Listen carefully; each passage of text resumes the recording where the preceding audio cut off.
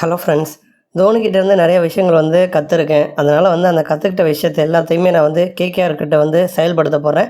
கண்டிப்பாக நடப்பு சாம்பியன் அப்படிங்கிறத நாங்கள் தக்க வச்சுக்குவோம் அப்படிங்கிற மாதிரி ரொம்ப பாசிட்டிவாக கான்ஃபிடென்ட்டாக பார்த்தீங்க அப்படின்னா ரஹானே பேசியிருக்காரு. அதாவது ரஹானேவுக்குலாம் இவரை தான் கேப்டனாக போடணும் அப்படிங்கிற பிளான் கேகேஆர்ட்ட கிடையாது.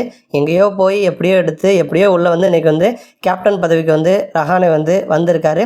ரஹானே பேசினதை பற்றி பார்க்குறதுக்கு முன்னாடி கேகேஆர் அணியினுடைய ஸ்குவாடை பற்றி நம்ம பார்த்தரலாம். கேகேஆர் அணியை பொறுத்த வரைக்கும் அவங்க யாரெல்லாம் தக்க வச்சாங்க அப்படின்னா ரிங்கு சிங் தக்க வச்சுருந்தாங்க, சுனில் நரேன் மற்றும் ஆண்ட்ரே ரசல் தக்க வச்சுருந்தாங்க, ரமன்தீப் சிங் தக்க வச்சுருந்தாங்க, ஹர்ஷித் ராணா மற்றும் வருண் சக்கரவர்த்தி இவங்களை தக்க வச்சுருந்தாங்க. கேகேஆர் டோட்டலாகவே 6 பிளேயர் தக்க வச்சுருந்தாங்க. அந்த 6 பிளேயருமே பார்த்தீங்கன்னா இப்போ பிளேயிங் 11 வருவாங்க. இவங்க 6 பேர் இல்லாமல் இன்னொரு 5 பிளேயர் மட்டும்தான் பிளேயிங் 11 வர போகிறாங்க. இது இல்லாமல் இம்பாக்ட் பிளேயர் இருக்க போகிறாங்க. அந்த வகையில் ஓப்பனராக டிகாக்கை எடுத்திருக்காங்க. இதற்கு முன்னாடி சீசனில் ஃபில் சால்ட் ஓப்பனிங் பண்ணார். அவரை எடுத்திருந்திருக்கணும். ஆனால் கேகேஆர் அவர் மிஸ் பண்ணிட்டாங்க அப்படின்னு சொல்லணும்.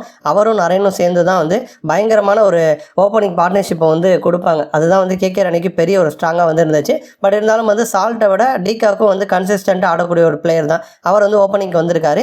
அடுத்து 3வது இடத்துல பார்த்தீங்கன்னா அங்கிரிஷ் ரகுவன்சி இருக்கார். இவரை பொறுத்த வரைக்கும் ஆல்ரெடியே சின்ன பையன் தான். பட் கடந்த சீசனில் தைரியமாக ஆனார். ஃபஸ்ட்டு கேம்லேயே ரொம்ப துணிச்சலாக நிறையா டிஃப்ரெண்ட்டான ஷாட்ஸ்லாம் இவர் ட்ரை பண்ணார். இவரும் பிளேயிங் 11 வருவார். அடுத்து பார்த்தீங்க அப்படின்னா நமக்கு கேப்டன் ரஹானேவும் உள்ளே வந்திருக்காரு. அதே மாதிரி வெங்கடேஷ் ஐயரை அதிகமான கோடி கொடுத்து எடுத்திருக்காங்க. அவருக்கும் பார்த்தீங்க அப்படின்னா நமக்கு பிளேயிங் 11 வாய்ப்பு கிடைக்கும். அதே மாதிரி பவுலர்ஸ் அப்படின்னு பார்க்குறப்ப ஸ்பென்சர் ஜான்சன் எடுத்திருக்காங்க.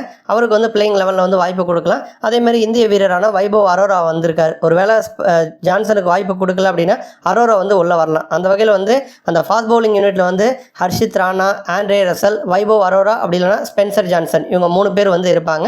ஸ்பின் பவுலிங் அப்படின்னு பார்க்குறப்ப நரேன் மற்றும் வருண் சக்கரவர்த்தி இவங்க இருப்பாங்க. அடிஷ்னலாக இம்பாக்ட் பிளேயர் யாரையாச்சும் நமக்கு மொயின் அலி மாதிரி பிளேயர் யூஸ் பண்ணிப்பாங்க.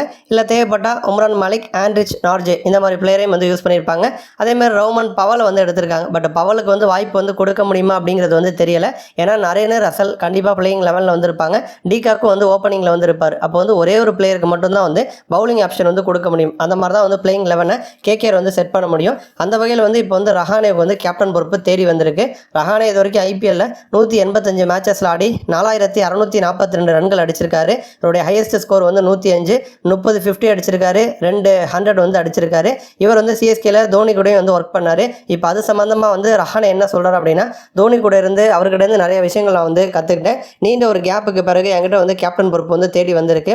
எனக்கு நல்லாவே தெரியும். என்னோட எக்ஸ்பீரியன்ஸ்க்காக தான் என்கிட்ட கேப்டன் பொறுப்பை கொடுத்துருக்காங்க அப்படின்னு கண்டிப்பாக அதை நான் ப்ரூவ் பண்ணுவேன். தோனிக்கிட்டேருந்து கற்றுக்கிட்ட எல்லா பிளானையுமே நான் என் டீமான கேகேஆருக்கு நான் செயல்படுத்துவேன். நாங்கள் தான் நடப்பு சாம்பியன். அதை தக்க வச்சுக்கிறதுக்கு என்னால் முடிஞ்ச எல்லாத்தையுமே நான் பண்ணுவேன். டீம் செம செட்டில் ஆகி வந்திருக்கு. கண்டிப்பாக திரும்ப கப்பு வாங்க முடியுங்கிற நம்பிக்கை எனக்கு இருக்குது அப்படின்னு ரஹானே பேசியிருக்காரு. நன்றி.